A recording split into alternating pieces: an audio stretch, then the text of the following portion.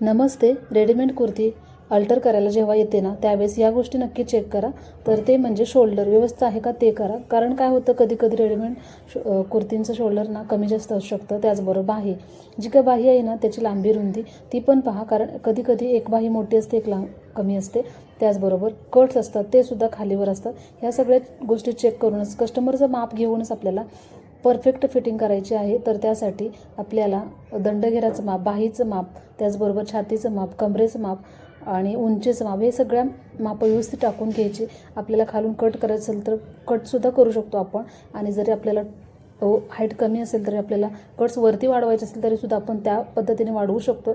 या प्रकारे सगळ्या गोष्टी चेक करूनच ज्यावेळेस आपण कुर्ती फिटिंग करतो ना त्यावेळेस एकदम व्यवस्थित अशी परफेक्ट फिटिंगमध्ये बसली जाते.